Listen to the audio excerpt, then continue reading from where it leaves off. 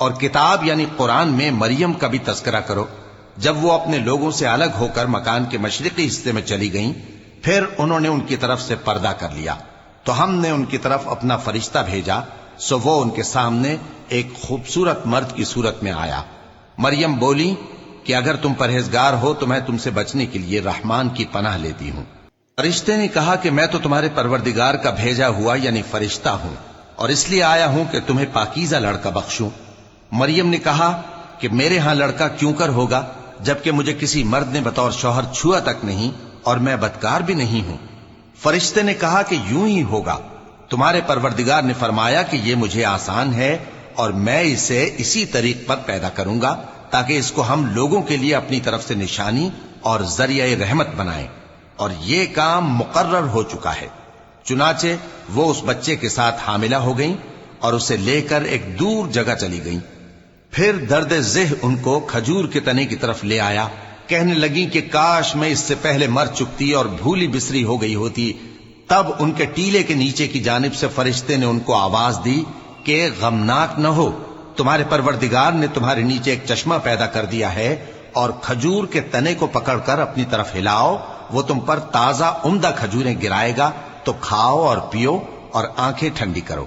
اگر تم کسی آدمی کو دیکھو تو کہنا کہ میں نے اللہ کے لیے روزے کی منت مانی، تو آج میں کسی آدمی سے ہرگز کلام نہیں کروں گی۔ پھر وہ اس بچے کو اٹھا کر اپنی برادری والوں کے پاس لے آئیں۔ وہ کہنے لگے کہ مریم یہ تو نے برا کام کیا، اے ہارون کی بہن، نہ تو تیرا باپ ہی برا آدمی تھا اور نہ تیری ماں ہی بدکار تھی۔ تو مریم نے اس بچے کی طرف اشارہ کیا۔ وہ بولے کہ ہم اس سے کہ گود کا بچہ ہے کیسے بات کریں؟ بچے نے کہا کہ میں اللہ کا بندہ ہوں، اس نے مجھے کتاب دی ہے اور نبی بنایا ہے، اور میں جہاں ہوں اور جس حال میں ہوں اس نے مجھے صاحب برکت بنایا ہے، اور جب تک زندہ ہوں مجھ کو نماز اور زکوٰۃ کا ارشاد فرمایا ہے، اور مجھے اپنی ماں کے ساتھ نیک سلوک کرنے والا بنایا ہے اور سرکش و بدبخت نہیں بنایا، اور جس دن میں پیدا ہوا اور جس دن مروں گا اور جس دن زندہ کر کے اٹھایا جاؤں گا مجھ پر سلام ہے۔ یہ مریم کے بیٹے عیسیٰ ہیں، اور یہ سچی بات ہے جس میں لوگ شک کرتے ہیں۔ اللہ کو شایع نہیں کہ کسی کو بیٹا بنائے، وہ پاک ہے، جب کسی چیز کا ارادہ کرتا ہے تو اس کو یہی کہتا ہے کہ ہو جا، تو وہ ہو جاتی ہے۔